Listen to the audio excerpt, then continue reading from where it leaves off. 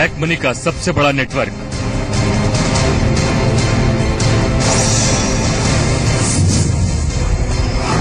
UP का राजा मंत्री,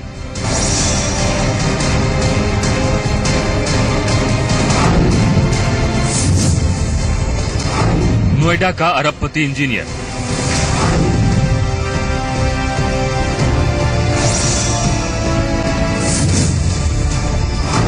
diary में छिपे हैं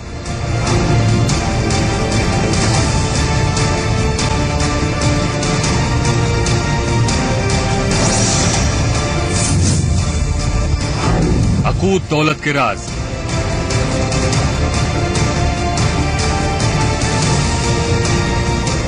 किसने कमाया कितना काला धन,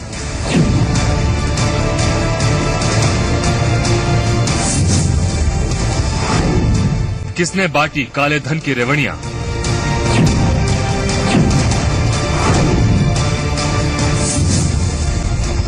जी संगम पर सबसे बड़ा खुलासा।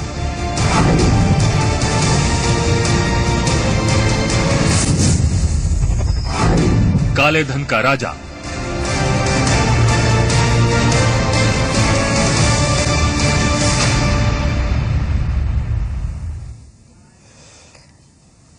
जी हां, जी संगम पर हम कर रहे हैं सबसे बड़ा खुलासा और आपके साथ मैं हूं श्वेता एस त्रिपाठी। यूपी में खाद्यान्न घोटाले का मामला काफी पुराना है। इस घोटाले में गरीबों के लिए मिले सरकारी अनाज को औने पौने दामों में बेच दिया गया। 2004 में सामने आए इस घोटाले की जांच की आज यूपी सरकार के कद्दावर मंत्री रघुराज प्रताप सिंह उर्फ राजा भैया तक पहुंचती है। ये सभी जानते हैं, लेकिन अब इस मामले में एक नया ट्विस्ट आ गया है। ये ट्विस्ट लेकर आई है एक डायरी जो राजा भैया के पूर्व सहयोगी राजीव यादव के जरिए सामने आई है, और इसे लेकर राजा भैया के ही एक पूर्व सहयोगी मनोज तिवारी ने काले धन पर बनी एसआईटी में राजा भैया की शिकायत की है। चौंकाने वाली बात यह है कि इस डायरी में ऐसे नाम हैं जिनका नाम काले धन के कुबेरों के तौर पर बीते दिनों में खासा चर्चित हो चुका है।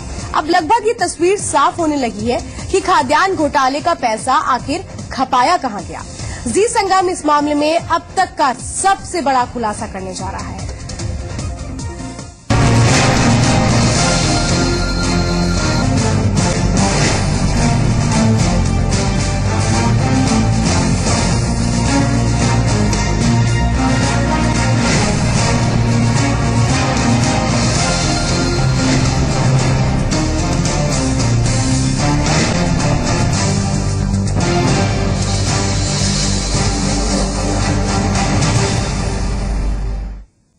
जी संगम करने जा रहा है यूपी के सबसे बड़े घोटाले से जुड़े सबसे बड़े राज का पर्दाफाश। जी हां, बात हो रही है खाद्यान्न घोटाले की, जिसका पैसा कहां गया, किसने खाया, किस किस को बांटा गया, कितना कितना बांटा गया, हर डील की पूरी डिटेल जी संगम आपको बताएगा।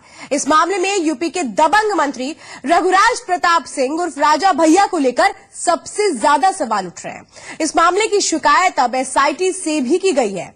पहले पूरा ये मामला क्या है, इस रिपोर्ट के जरिए आपको बताते हैं। जी संगम पर सबसे बड़े घोटाले का सबसे बड़ा खुलासा।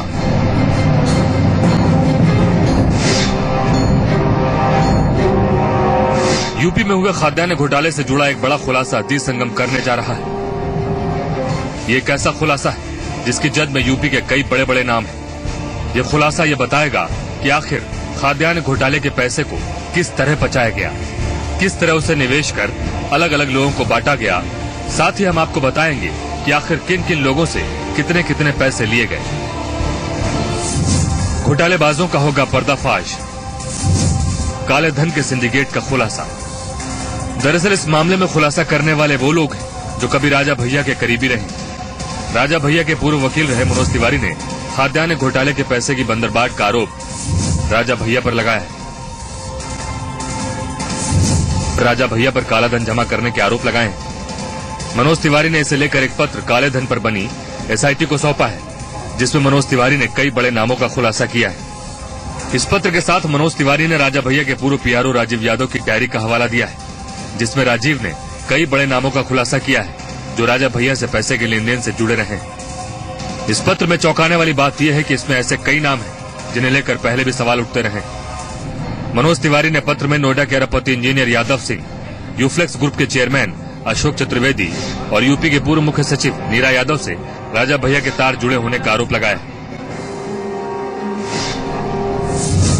आपको बता दें कि राजा भैया पर उनके पूर्व पीआरओ राजीव यादव ने भी ऐसे ही आरोप लगाए थे और 2 साल पहले एसआईटी, सीबीडीटी, सीबीआई, ईडी जैसी एजेंसियों को पत्र लिखकर मामले की जांच की मांग की थी।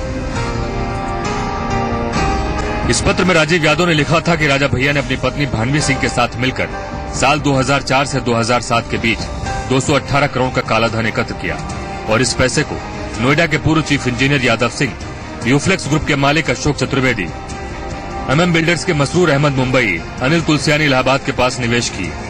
राजीव यादव ने इस दौरान दावा किया था कि उन्होंने राजा भैया और उनकी पत्नी के द्वारा हस्ताक्षर के दस्तावेज भी अटैच किए हैं। जी संगम के पास इस पत्र की कॉपी भी मौजूद है। यानी मनोज तिवारी और राजीव यादव का यह खुलासा न केवल चौंकाने वाला है बल्कि ये भी बताता है कि काले धन के कारोबार का संचालन कैसे होता है और किस तरह एक जगह का पैसा दूसरी जगह ले जाकर उसे काले से सफेद में बदल दिया जाता है। लखनऊ से अवनीश और नोएडा से अमित के साथ अनुराग चड्ढा, जी मीडिया। तो कैसे पूरा ये खेल खेला गया ये तो अभी आपने देख लिया। बहरहाल राजा भैया के खिलाफ एसआईटी में शिकायत करने वाले शिकायतकर्ता मनोज तिवारी से बातचीत की जी मीडिया संवाददाता अवनीश विद्यार्थी ने। अवनीश ने ये जानने की कोशिश की कि आखिर क्यों मनोज एसआईटी तक पहुंचे और आखिर इस मामले के डायरी वाले पहलू को सामने लाने में इतनी देरी क्यों हुई। एक रिपोर्ट देखते हैं।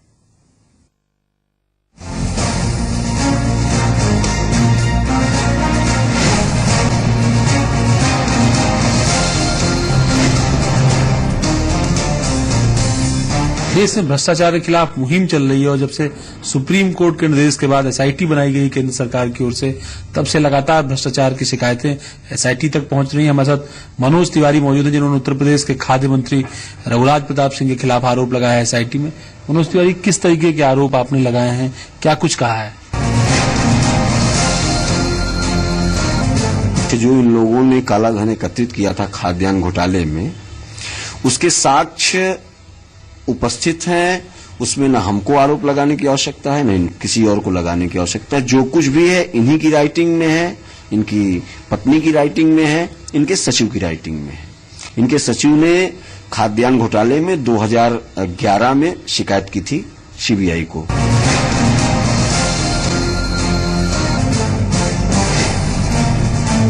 अभी हाल ही में नोएडा के जो इंजीनियर हैं यादव सिंह जी, उनसे संबंधित इनके लेन देन का साक्ष्य राजीव यादव जी ने उपलब्ध कराया। उस साक्ष्य को लेकर हम लोग एसआईटी गए, वहां शिकायत की कि लगभग 200 करोड़ से ऊपर का कालाधन रघुराज प्रताप सिंह ने कहां कहां इन्वेस्ट किया है, उसकी जानकारी हम लोगों ने दी।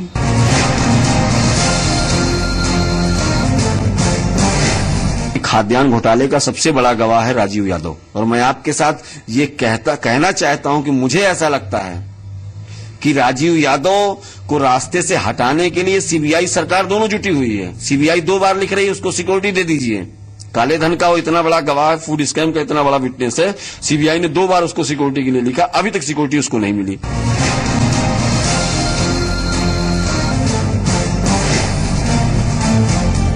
यादव सिंह को मैं जानता हूं, न मैं अशोक चतुर्वेदी को जानता हूं। मैंने तो वही कहा सुप्रीम कोर्ट को कि साहब ये डायरी है, ये न मेरी राइटिंग है, न मेरी राइटिंग है, राइटिंग इनकी है, लिखने वाले ये हैं, इनके लोग हैं। अब इन्होंने उस डायरी में क्या किया? यादव सिंह का नाम क्यों लिख दिया 145 करोड़? अशोक चतुर्वेदी के नाम के आगे क्यों लिख दिया 35 करोड़? सिग्नेचर तो इनके हैं, राइटिंग इनकी है, इनके लोगों की है, इनकी पत्नी की है, तो मैंने उसमें कौन सा आरोप लगा दिया?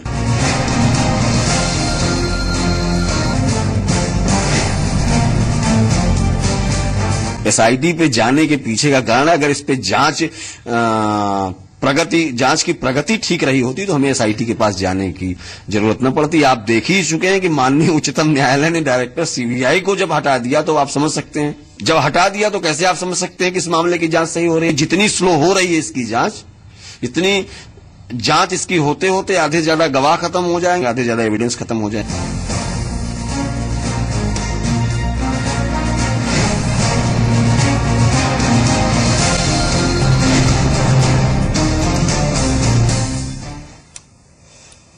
और लखनऊ से इस वक्त अवनीश विद्यार्थी हमारे साथ जुड़ चुके हैं। अवनीश, सबसे पहले तो यही बताइए कि जिस तरीके से खाद्यान्न घोटाला सामने आया था, वाकई एक तरीके से कहें तो सबको चौंका दिया गया था, लेकिन अब कैसे पैसों की बंदरबाट हुई है, एक डायरी के जरिए निकलकर सामने आ रहा है।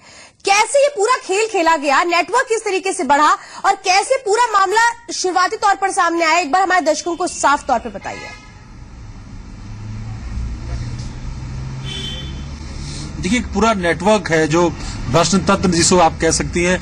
इसमें नेता भी है, सप्लायर, ठेकेदार, विधायक, एमएलसीज, अधिकारी, सरकार की पूरी सरपरस्ती उसके अंदर शामिल है। ट्रांसपोर्टर, ठेकेदार, सप्लायर सभी उस नेटवर्क में आते हैं और सबने मिलकर गरीबों का अनाज जो है वो लूटा। न सिर्फ भारत में लूटा बल्कि भारत से बाहर ले जाकर के उसको बेचा, भूटान, बांग्लादेश, नेपाल। और इसके पुख्ता एविडेंस जो है वो जांच एजेंसियों के पास है, चाहे उत्तर प्रदेश में फूड सेल हो, एसआईटी हो, ईओडब्ल्यू हो, या फिर अगर केंद्रीय जांच एजेंसियों की बात करें सीबीआई हो या ईडी हो, हर किसी के पास वो तथ्य पूरे प्रमाण सहित मौजूद हैं कि किस तरीके से पूरा घोटाला हुआ, किस तरीके से गरीबों के अनाज को लूटा गया, उससे पैसा बनाया गया और उस पैसे का रिकॉर्ड जो है एक मंत्री किस तरीके से अपने पास रखता है। उसके पीआरओ के पास जो 2 डायरियां हैं, उनमें से एक डायरी के अंदर जो पहले से प्रस्तुत की गई थी सीबीआई के सामने, जिसके बाद उस पूरे मामले में जो तत्कालीन खाद्य रसद मंत्री थे राजा भैया, जो वर्तमान में भी उत्तर प्रदेश की मौजूदा सरकार में खाद्य रसद मंत्री के ही तौर पर काम कर रहे हैं, उनका बयान जो है सीबीआई ने दर्ज किया। लेकिन वो सारी चीजें जो है औपचारिक तौर पर नजर आती हैं।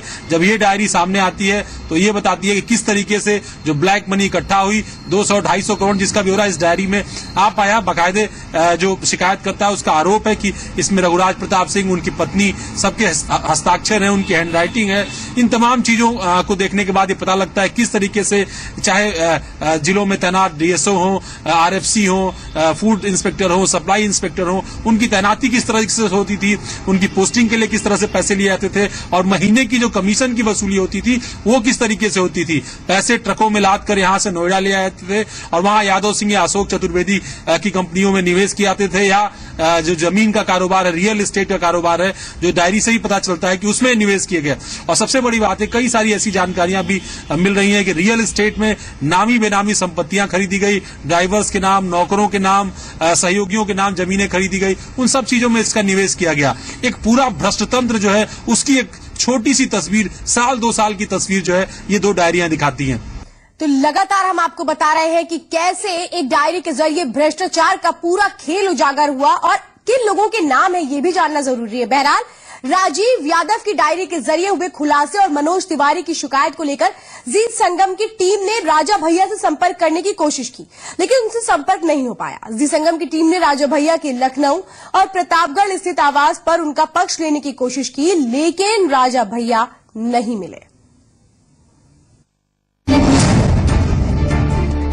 आरोपों के घेरे में यूपी के कद्दावर मंत्री, काली कमाई का आरोप, एसआईटी से जांच की मांग।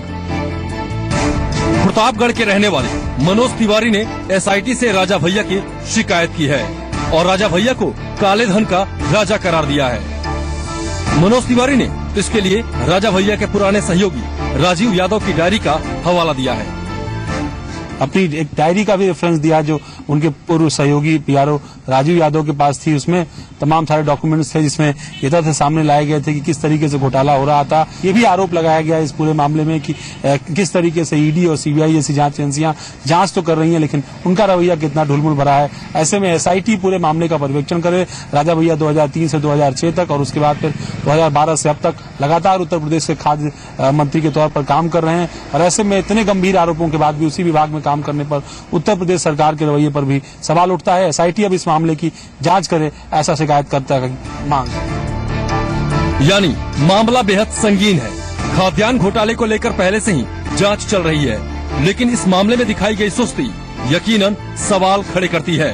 वहीं इस मामले में अब डायरी का खुलासा सामने आने के बाद अब ये सवाल गंभीर हो गया है कि क्या वाकई अरबों के इस खेल के जरिए काले धन का एक बड़ा नेटवर्क तैयार किया गया था।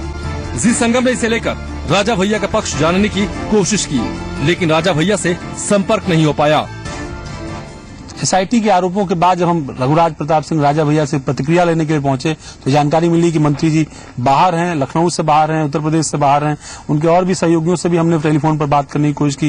ये बताया गया कि वो भी इस वक्त बाहर हैं और उनसे संपर्क नहीं हो सकेगा। हम कोशिश कर रहे हैं कि एसआईटी में जो एलिगेशंस लगाए गए हैं मनोज तिवारी उनके पूरे सहयोगी की तरफ से, उन आरोपों का जवाब जो है वो मंत्री से लिया जाए। हालांकि पहले भी रघुराज प्रताप सिंह जो डायरी आई थी पीआरओ राजीव यादव की, उसको लेकर अपना पक्ष सामने रख चुके हैं। उनका कहना था कि वो जो आरोप हैं वो गलत। लखनऊ स्थित राजा भैया के आवास पर उनसे संपर्क करने की कोशिश जब हमारी कामयाब नहीं हुई तो हमने राजा भैया के प्रतापगढ़ स्थित आवास से उनकी प्रतिक्रिया लेने की कोशिश की, लेकिन यहाँ भी राजा भैया का पक्ष नहीं मिल पाया। और उनके सहयोगी मनोज तिवारी ने एसआईटी से शिकायत कर राजा भैया के ऊपर 122 करोड़ रुपए के मनी लॉन्ड्रिंग का आरोप लगाया है। फिलहाल उनसे हम बात करने की कोशिश कर रहे हैं, लेकिन उनका मोबाइल लगातार स्विच ऑफ आ रहा है। हम खड़े हैं उनके आवास पे खड़े हैं, जहाँ भी अब कोई भी कुछ भी बोलने को तैयार नहीं है। यूपी के सबसे बड़े घोटाले पर जी संगम की नजर लगातार बनी हुई है। इस मामले में हुआ ये नया खुलासा यकीनन चौंकाने वाला है। ऐसे में अब इंतजार एसआईटी के रुख का होगा, तो वहीं इस मामले में राजा भैया की प्रतिक्रिया का भी इंतजार है। प्रतापगढ़ से सुनील के साथ अवनीश विद्यार्थी, जी मीडिया, लखनऊ। और अवनीश विद्यार्थी लगातार हमारे साथ बने हुए हैं। अवनीश, एक बात ये बताइए कि अभी कुछ ही पन्ने सामने आए हैं, 200 करोड़ के लेन देन की बात सामने आ रही है महज कुछ पन्नों से। अगर पूरी डायरी को ही एक तरीके से देखें, अभी तो डायरी के जो बाकी पन्ने हैं वो तो खुलकर सामने भी नहीं आए हैं, क्या अनुमान लगाया जाए कितने हजार करोड़ या कितना बड़ा ये भ्रष्टाचार है? देखिए, जो घोटाला है उसकी मियाद अगर शिकायतकर्ता की बात माने तो 2 लाख करोड़ रुपए से ज्यादा, यानी देश का अब तक का सबसे बड़ा घोटाला जो सतत प्रक्रिया में है। 2004 से 2003 से लगातार चलता आ रहा और अब तक लगातार जो पूरा पीडीएस सिस्टम है वो देश में इसीलिए फ्लॉप है क्योंकि भ्रष्टाचार है पूरी तरीके से। गरीबों को अनाज बांटने की जो सरकार की योजनाएं हैं वो जमीन पर आते आते दम तोड़ देती हैं। जो अनाज यहाँ पहुंचता है गिरते पड़ते वो अनाज जो है सस्ते दामों पर, औने पौने दामों पर बेच दिया जाता है, ठेकेदारों सप्लायरों के हाथ बेच दिया जाता है और एक पूरा भ्रष्ट तंत्र उसमें शामिल है जिसमें ऊपर से लेकर के नीचे तक हर कोई शामिल है, चाहे मंत्री हो, विधायक हो, एमएलसी हो, सांसद हो, जिला अधिकारी हो, सीडीओ हो, पीडी हो या फिर आरएफसी, डीएसओ, आप नीचे तक के हर आदमी का नाम इसमें गिन सकते हैं। ट्रांसपोर्टर, सप्लायर सभी इसमें शामिल हैं और आप यकीन नहीं करेंगे एक छटाक अनाज भी जो गरीब है यानी अंतिम पंक्ति में जो खड़ा व्यक्ति है उसको नहीं मिलता है। और सबसे बड़ी बात यह है कि ये जो पूरा घोटाला है ये प्रूव्ड घोटाला है। चाहे कोई भी एजेंसी हो, उत्तर प्रदेश की जांच एजेंसियों ने इस मामले की जांच की, एसआईटी ने, ईओडब्ल्यू ने, फूड सेल ने, सबने पाया कि घोटाला हुआ है। स्कूटर और साइकिलों पर अनाज टनों टन लाद करके बेच दिए गए, यानी कुछ भी काम नहीं हुआ, केवल कागज पर खाना पूर्ति की गई। ट्रांसपोर्टर ट्रांसपोर्टेशन करते रहे, एक जगह से दूसरी जगह तक माल ले जाते रहे, लेकिन एक्चुअल में माल था ही नहीं। माल रेलगाड़ियों में लाद करके विदेशों तक पहुंचा दिया गया, नेपाल, बांग्लादेश, भूटान की सीमाओं में पहुंचा दिया गया और इसके रिकॉर्ड सभी एजेंसियों के पास मौजूद हैं। लेकिन कार्रवाई के नाम पर केवल महज कुछ छोटे अधिकारियों के खिलाफ कार्रवाई की गई। जो बड़े अधिकारी थे, जवाबदेह अधिकारी थे, आईएएस अधिकारी, पीसीएस अधिकारी या फिर सरपरस्ती जिनकी थी सरकार के मंत्री। सबसे बड़ी बात यह कि राजा भैया पर आरोप इसीलिए लगता है कि जिस दौरान उत्तर प्रदेश का चर्चित खाद्यान्न घोटाला हुआ, जिसके तथ्य सामने आए, उस वक्त भी उत्तर प्रदेश से खाद्य रसद मंत्री वही थे और आज भी उत्तर प्रदेश से खाद्य रसद मंत्री वही हैं। इतने गंभीर आरोपों के बाद अगर उनको उसी पद पर बिठाए रखती है उत्तर प्रदेश की सरकार तो सवाल उठना लाजमी है। तमाम जो शिकायतकर्ता है उनका यह भी आरोप है कि सीबीआई और कोर्ट के बार बार निर्देशों के बावजूद उनको सुरक्षा तक नहीं मुहैया कराई जा रही है। बिल्कुल। अच्छा अवनीश, एक बात और बताइए, चूंकि लगातार एक बहुत महत्वपूर्ण बात है कि राजा भैया का पक्ष जानने की जो कोशिश हो रही है वो कहाँ है ये पता नहीं लग पा रहा है। जैसा भी हमने आपकी रिपोर्ट में भी देखा कुछ, क्योंकि यहाँ पर उनकी प्रतिक्रिया जानना बहुत ज्यादा जरूरी है। आखिर जब उनसे संपर्क करने की कोशिशें की गई हैं, क्या कुछ उस दौरान निकलकर सामने आया? देखिए, हम लखनऊ के उनके दोनों ठिकानों पर, एक तो जो कालिदास मार्ग पर उनका सरकारी आवास है वहां भी गए, इसके अलावा कैंट इलाके में भी उनका एक निजी आवास है, कोठी है, वहां पर भी गए और जो जानकारी मिली, जो उनके सहयोगी वहां मौजूद थे, उनका कहना था कि मंत्री जी बाहर गए हैं। जब हमने उनके सहयोगी एमएलसी अक्षय प्रताप सिंह और गोपाल जी को भी फोन किया, इसके अलावा एमएलसी यशवंत सिंह को फोन किया, उन दोनों का भी कहना था कि मंत्री से उनका कोई संपर्क नहीं है, वो दोनों लोग भी बाहर है, इस नाते कोई प्रतिक्रिया नहीं देंगे। तो ये सारी चीजें जो चल रही थी और इसकी कोशिश प्रतापगढ़ तक हमने की, लगातार संपर्क करने की कोशिश की गई। मंत्री का अपना फोन जिसका इस्तेमाल वो करते हैं, जिन पर बातचीत उनसे होती है, वो मोबाइल फोन लगातार स्विच ऑफ जा रहा है। ये बताया जा रहा है कि वो अभी देश से बाहर हैं, विदेश में कहीं हैं। सबसे बड़ी बात यही कि लगातार कोशिशों के बावजूद उनकी ओर से, न उनके किसी सहयोगी की ओर से किसी भी तरह की प्रतिक्रिया इस मामले में सामने नहीं आई है। तो लगातार जी संगम अहम खुलासे कर रहा है कैसे एक डायरी के जरिए कालेधन के धन कुबेरों के नाम सामने आ रहे हैं और कैसे करोड़ों के वारे न्यारे किए गए हैं। और अब बारी है उस खुलासे की जो ये बताएगा कि आखिर किसे कितना पैसा मिला, किसकी इससे कितनी हिस्सेदारी आई, कालेधन को किस तरह निवेश किया गया और किन लोगों के पास निवेश किया गया, किस तरह से निवेश किया गया, कितना पैसा भेजा गया, किस माध्यम से भेजा गया। ऐसे तमाम सवालों के जवाब अब हम आपको देने जा रहे हैं। डायरी के मुताबिक इस पूरे कालेधन का हिस्सा बने लोगों के नाम अब हम आपको बताने जा रहे हैं। इस रिपोर्ट को जरा ध्यान से देखिए। जी संगम पर बड़ा खुलासा।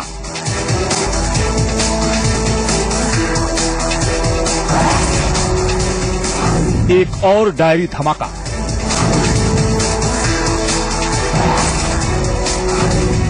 डायरी बोलेगी,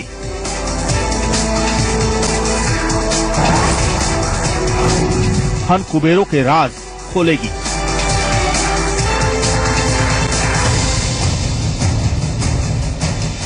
एक डायरी में छिपा है कईयों का कच्चा चिट्ठा। डायरी के बंद पन्नों में है काले धन का हिसाब, जो ये बताता है कि गैर कानूनी धंधे की लिखत पढ़त कितनी सटीक और कितनी ईमानदार तरीके से होती है। गरीबों का हक लूटने वाले जब हिस्सा बांटने बैठते हैं तो एक एक पैसे का पूरा हिसाब रखते हैं और बंटवारा भी होता है बेहद व्यवस्थित तरीके से। राजा भैया के पीआरओ रहे राजीव राय की डायरी भी कुछ ऐसे ही राज खोलती है।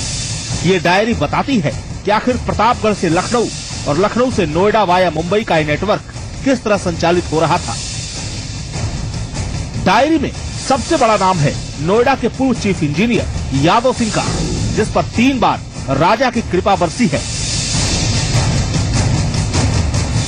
डायरी में दिए गए विवरण में चौथा, 5वां और 6ठा नाम यादव सिंह का है, जिसे पहली बार में 50 करोड़ रुपए, दूसरी बार में 45 करोड़ रुपए और तीसरी बार में 52 करोड़ रुपए देने का जिक्र है। इस डायरी के मुताबिक राजा के कृपा पात्रों में यादव सिंह सबसे बड़ा खिलाड़ी है। दूसरे बड़े खिलाड़ी के तौर पर नाम है यूफ्लेक्स ग्रुप के मालिक अशोक चतुर्वेदी का। ये वही चतुर्वेदी साहब हैं जो नोएडा जमीन आवंटन घोटाले में दोषी करार दिए जा चुके हैं। चतुर्वेदी साहब को राजा साहब के निर्देशानुसार 35 करोड़ रुपए निवेश के लिए दिए गए। इसके अलावा डायरी में और भी कई नाम हैं। इनमें एक नाम मुंबई के किसी MM बिल्डर्स के मशरूर भाई का है, जिन्हें रियल एस्टेट में निवेश के लिए 15 करोड़ रुपए दिए गए। एक नाम इलाहाबाद के अनिल तुलसियानी का है, जिन्हें 5 करोड़ रुपए दिए गए। इसके अलावा शेष बची रकम छोटी हुजूर के पास जमा करा दी गई। डायरी के जिस पन्ने में इस निवेश का जिक्र किया गया है वो कुल 202 करोड़ रुपए का है। शिकायतकर्ता मनोज तिवारी के मुताबिक ये सारी रकम छोटे छोटे हिस्सों में संबंधित लोगों तक भेजी गई। मोटी रकम जाती थी यहाँ लखनऊ से छोटी गाड़ियों में भर के 5-5, 10-10 करोड़ की शकल में। आप अगर उस डायरी को देखेंगे जो राजीव यादव ने प्रोवाइड कराई है, उसमें कहां से पैसा आया हुआ है, किन किन मदों से आया हुआ है, पूरा ब्यौरा उसमें दिया हुआ है। राजीव यादव की डायरी में कई और खुलासे बाकी हैं। ये डायरी कई ऐसे लोगों के नाम को बेनकाब करती है जिनका नाम सुनकर आप चौंक जाएंगे।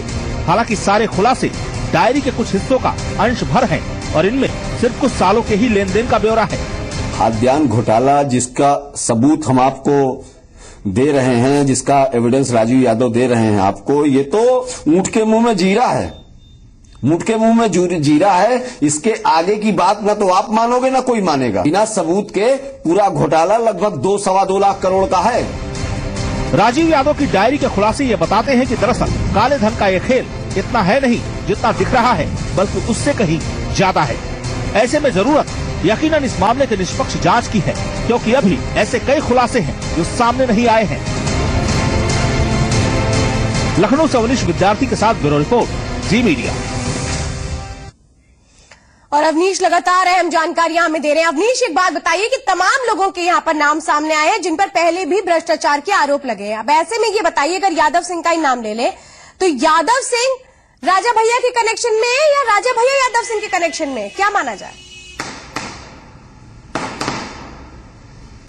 दोनों एक दूसरे के कनेक्शन में। श्वेता, जो बात जिस दरमियान की है 2006, 7 या 4 का जो है वाकया, तब उत्तर प्रदेश से मुलायम सिंह यादव के नेतृत्व वाली समाजवादी पार्टी की सरकार थी।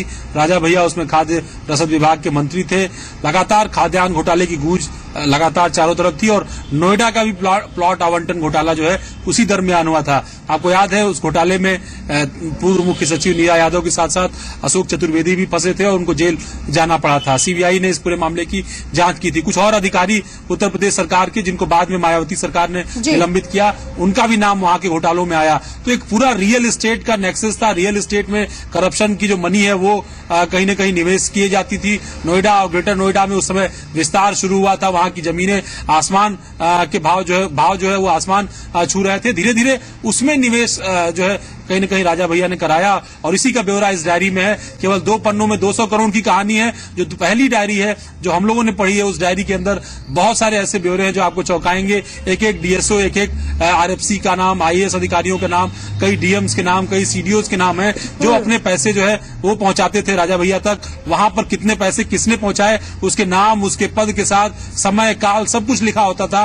ये बाकायदा ब्यौरा जो है वो राजीव यादव के पास हुआ करता था। और कहने वाले कहानी बताते हैं कि राजीव यादव ये सारे जो तथ्य था वो राजा भैया को ही लौटाने के लिए उनके पास गया था। लेकिन एक वाकया ऐसा हो गया जिसके बाद जो है राजीव यादव को लगा कि उसकी हत्या हो सकती है, उसको मरवाया जा सकता है। और उसी के बाद फिर राजीव यादव ने न्यायालय की शरण में जाकर सीबीआई के पास जाकर के गवाह बनना पसंद किया। और वो दोनों, चाहे मनोज तिवारी हो या राजीव यादव हो, दोनों इस वक्त खाद्यान्न घोटाले के मामले में याचिकाकर्ता और गवाह हैं। उसी भूमिका से इस पूरे मामले को आगे परसू कर रहे हैं। जिस तरीके से इस मामले में यादव सिंह और अशोक चतुर्वेदी का नाम आया, जब हाल में ही एसआईटी में घोटालों को लेकर के इन दोनों का नाम आया सामने, तब जाकर के इन लोगों को ये लगा कि हो सकता है एसआईटी सुप्रीम कोर्ट के निर्देशन में बनी है, इसमें बड़े बड़े अधिकारी शामिल हैं, देश के ईमानदार जज शामिल हैं, तो ऐसे में इससे न्याय की उम्मीद बांधी जा सकती है। शायद यही न्याय की उम्मीद बंधी और ये लोग वहां पर पहुंचे, वहां शिकायत अपनी पहुंचाई और अब उस मामले की जांच जो है वो एसआईटी के तत्वाधान में है। आगे एसआईटी किस तरीके से इस मामले में कार्रवाई होगी, इसका सबको इंतजार होगा। बिल्कुल, वाकई इस बात का इंतजार है कि अब एसआईटी किस तरह से इस मामले को टेक करती है और कैसे इन्वेस्टिगेट करती है। चलिए अवनीश, पूरी जानकारी देने के लिए बहुत बहुत धन्यवाद। तो डायरी में जो नाम निकल कर आ रहे हैं, दरअसल आप उनके बारे में बता रहे हैं। यादव सिंह के बारे में तो हमने आपको बता दिया ब्रेक से पहले, लेकिन यूफ्लेक्स ग्रुप के मालिक अशोक चतुर्वेदी का नाम भी इसमें निकलकर सामने आया। ये कौन है, चलिए अब इन पर भी एक नजर डालते हैं। नोएडा जमीन आवंटन घोटाले में दोषी भी करार दिया गया और फिलहाल हाईकोर्ट से मिली जमानत पर चल रहे हैं। बीते दिनों राज्यसभा के पूर्व सांसद अमर सिंह ने अशोक चतुर्वेदी पर कई गंभीर आरोप लगाए थे और काले धन को सफेद करने का सिंडिकेट चलाने का आरोप लगाया था। अशोक चतुर्वेदी जिस मामले में दोषी करार दिए गए, उसी मामले में यूपी की पूर्व मुख्य सचिव नीरा यादव भी दोषी करार दी गई थी।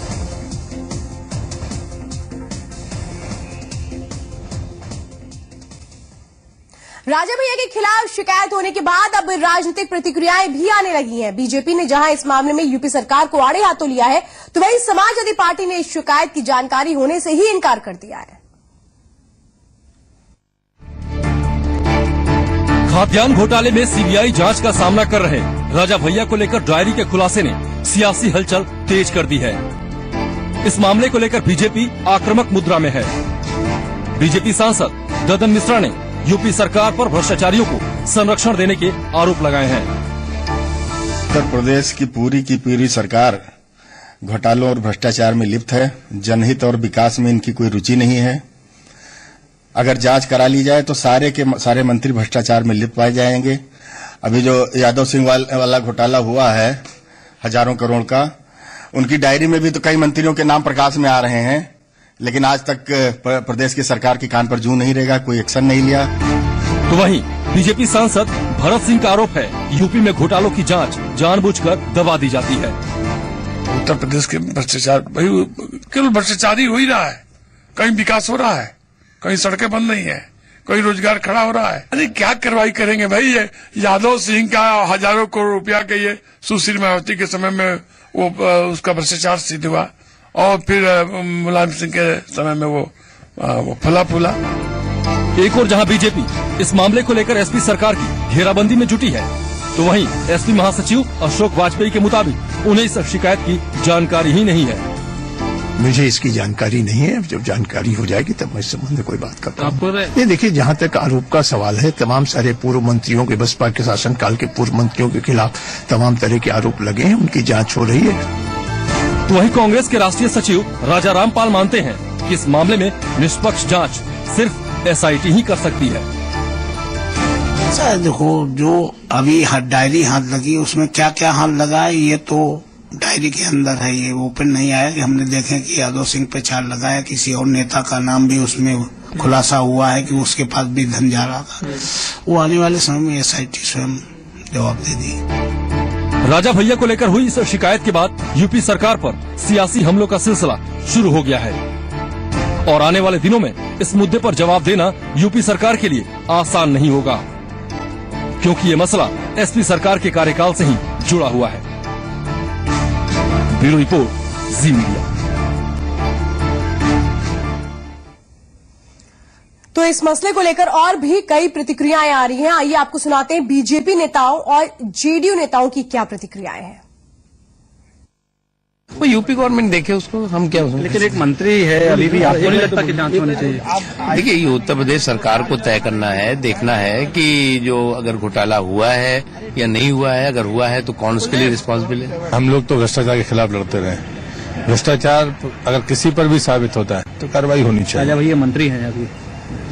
नहीं, मुझे लगता है ये राज्य के लोग बोलेंगे कि उसमें फैसला है उनको, पार्टी को क्या करना है, लेकिन मैं ये मानता हूँ अगर भ्रष्टाचार साबित हुआ है और कोई जांच आई है तो ऐसे लोगों को किसी को भी पद पर तो नहीं रहना चाहिए। घर का भेदी लंका डाहे, है ना, तो घर का भेदी है तो लंका में तो आग लगेगी ही। हाँ, वो बेचारा वो एक पसमानदा मुसलमान की हत्या हुई, वो डीएसपी की, उसकी बीवी की आह और उस परिवार की आह वो कहीं जाएगी। तो डायरी के कुछ पन्ने जब सामने आए हैं तो इस तरीके से यहाँ पर बातें निकल कर आ रही हैं। अब देखना होगा जब बाकी पूरे पन्ने आएंगे, पूरी डायरी जब खुलेगी तो कौन कौन से नाम बेनकाब होते हैं।